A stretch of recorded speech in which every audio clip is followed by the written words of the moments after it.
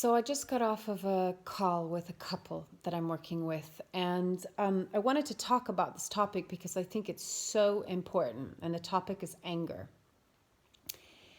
I think anger is something that is really misinterpreted, and we tend to think anger is a bad thing, and we need to suppress it, oppress it, get rid of it, avoid it. And then what inevitably ends up happening is because we're actually suppressing something that's deeper, like anger is just the symptom, right? It's just the surface emotion. There's often always things that are going on underneath it. Because we suppress it, when it comes out like tenfold. It comes out explosive and it comes out unconscious, right? So, and then what I hear is people go, well, but I want to express my anger. I want to be free to express my anger. I don't want to hold it in. I don't want to suppress it. And I go, yeah, I agree with that. However, expressing our anger without holding it that's the part of anger that is not okay for us, right? And why we say anger is bad, because an unconscious anger that is explosive and reactive and uncontained. And contained, I don't mean oppressed or suppressed. I'll get to what that means in a second. But uncontained and kind of out of control, it's very scary for the other person. It's scary for the person on the other side of it. It's overwhelming. It's exhausting. And ultimately it doesn't really work anyhow, because what happens is the person that's on the receiving end of that kind of anger either has to defend, attack, or run away, right? And so then the person that's expressing their anger doesn't actually have any of their needs met, because and they're not going to be seen, heard, or understood, because it's not happening in a constructive way, right? Anger, when we can connect to the feeling of why we're angry. So one of the things I suggested is, in the moment, instead of just reacting. Now, of course, let me just take one step back. We don't learn in our culture how to be angry in a mature, constructive way. What we often learn is what we see, and a lot of people see anger in a very reactive, aggressive, violent way. So of course we don't like it. Of course we think anger is terrible, right? But what you see is what you learn, as a child, and so you repeat that, you replicate that, right? But how to hold our anger and actually express the feeling of anger, because anger is an emotion, but what happens is we enact anger, we don't communicate anger, and that's the difference. We enact it in a very uncontrolled and a very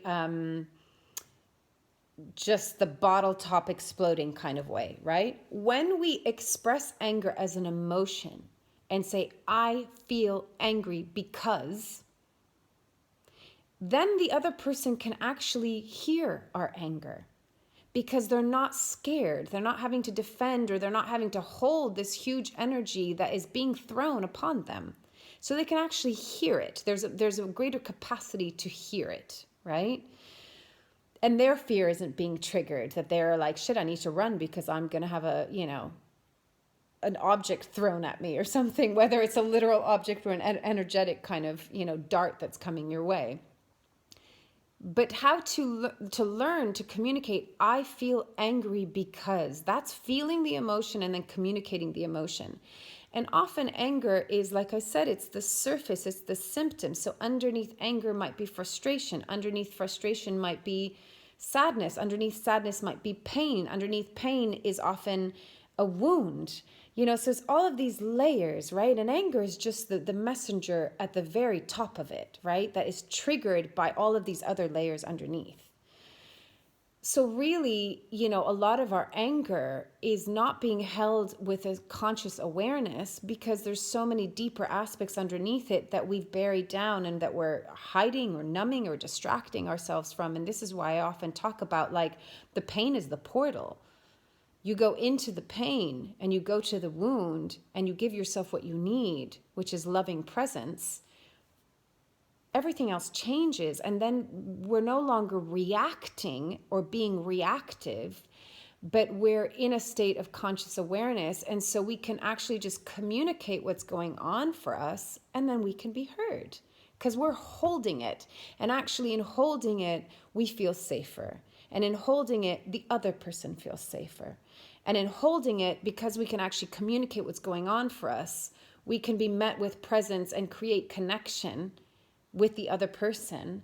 And the whole thing just becomes a much more fulfilling experience because it's not unaware, unconscious reactivity. It's conscious, aware expression of how we're feeling. And I think this is where it gets all mixed up is, oh, but I want to express my anger. I want to express how I feel. No, you want to just lash out your unconscious and unaware emotion that is burning up in your body because you don't know how to hold it and be with it and sit with it and listen to it and understand what's actually going on for you.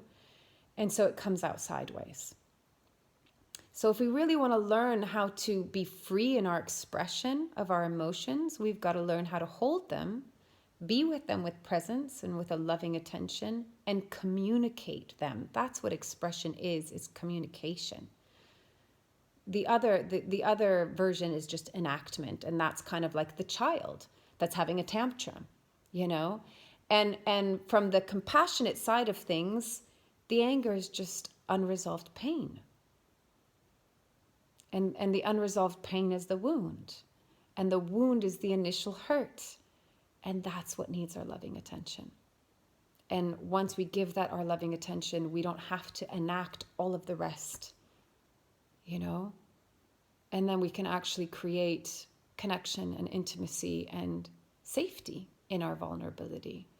And we don't have to be at the mercy of our unconscious emotions, unconscious wounds, unconscious pain. We can actually work with our emotions. We learn how to take care of ourselves. We learn how to hold. I don't like to use the word control or contain in that sense. Hold. We hold our experience. And it becomes a much more peaceful experience of being human. Doesn't mean we're always peaceful. Like, we can get angry. But like with this couple, I was one saying this, like, it's okay for you to express your anger as long as you contain it in your experience, right? Don't lash it out on me. You know, even if you're mad at me, but a lot of the times we're mad at other things. It's about something else. It's not about the dish. It's not about the dirty clothes on the floor. It's not about these things. It's about how we take it personal. That in that moment we feel out of control, or we feel alone, or we feel helpless, or we feel misunderstood, or we don't feel heard, or we don't feel seen, or we don't feel valued, or we don't feel loved. Or, do you see what I mean? There's always something deeper. And we've got to be curious enough within ourselves to look deeper, because we deserve to have that loving attention. And then it helps our relationships. But we got to do the work. Like, yeah, it takes effort. We got to do the work. We've got to be willing to look at our pain and go into the deeper sides of ourselves that we call our shadow, that are just the parts that we don't want to look at because we think they're scary or they're bad or they're wrong, and they're not. They just need our love. They just need our love. I'm going to preach it till the cows come home. Take it or leave it as feels right. I just wanted to share that because I thought it was such a good example. I didn't want to go into the details of it, but it's such a good example of what happens with so many couples. And, you know, there's always liberation that can come out of consciousness, like bringing conscious awareness to things. It is the path of liberation. I can say that from personal experience. Loving you all from afar. Bye.